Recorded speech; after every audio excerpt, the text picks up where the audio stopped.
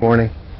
It's a great day, got some good sunlight, blue skies. We're living in God's country. We're so blessed to have the privilege of living here in New Mexico.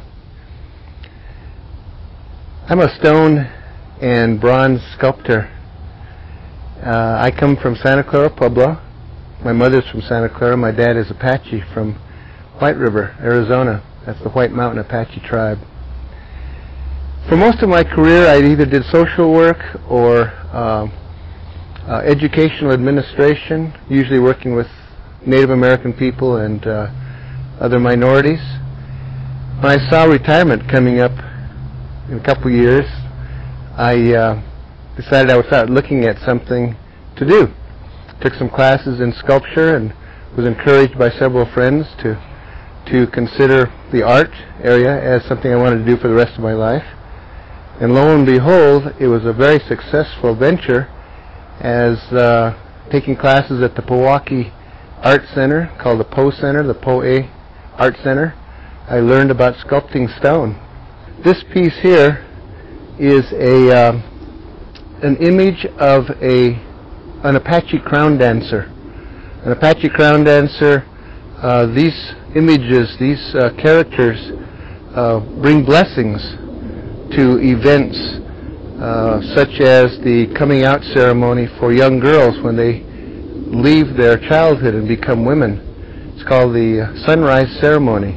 The Apache crown dancers come and provide blessings for those kinds of events. And once again, I try to create images that really flow, that have nice energy. And this piece here is on a turntable, and as we're dancing, the long hair of the girls, as it flows back and forth, caught my eye a couple years ago when I was dancing, and I said, gee, what a beautiful image that would make to carve. And did a little mental snapshot, and then from memory carved this piece originally out of a limestone, out of Texas limestone. Then it was cast in bronze. The girls wear a sash, and the sash also is going back and forth in a very mesmerizing effect. And so you have the hair moving back and forth here. You have the sash here. This image has two curves. This curve this way, the inside of this curve has the hair. The inside of the curve on this side has the sash. This has been a very successful piece for me. This piece here has won 3 blue ribbons and at different shows. The other piece here, the Apache crown dancer, at a show in Dallas at the 1st of October, took 2 blue ribbons, first in marble and first in sculpture. So this has been a nice piece for me as well. All right, we're here in the South Valley of Albuquerque, and this is where my studio is. We're in a beautiful area. It's covered with trees, and got a big barn right next to us here where we get our power. And I cut the stone here. This is my main working area. It takes me about 20 minutes to get here, and it's just a very, very great environment for doing art, for cutting stone, because this has to be done outside. You create so much dust that you've got to be working outside. And there's usually a slight breeze, and so that breeze just takes that dust right away. And I've got probably 3/4 of a ton of stone right here right now. This piece that I'm touching here is Italian marble.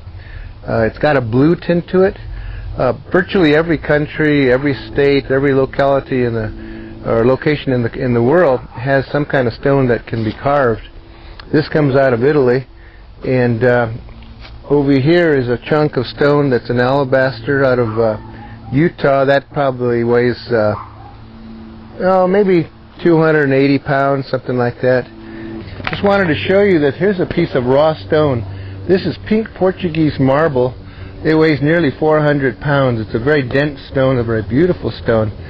And this particular piece, I really haven't decided what it'll be yet. I'm kind of living with the stone until I see something in it. Probably I'll do an Apache crown dancer. And whatever I do, I'm going to have it done in March, which gives me about 4 months, because there's a big show in Arizona called the Herd Museum Show. That's one of the best shows in the country, and I want to enter this piece in competition. So you can see that we're going from just an idea into something that's manifested in stone. But it's all a pipe dream at this point. It's something that I want to do. Will I get it done by March? Who knows? There's a lot of work. This is a very physical art form. This is probably as physical as any other art form that exists. But I like it that way. It keeps me young. I'll be 60 years old in February, and it's just a really physical but very fulfilling kind of activity.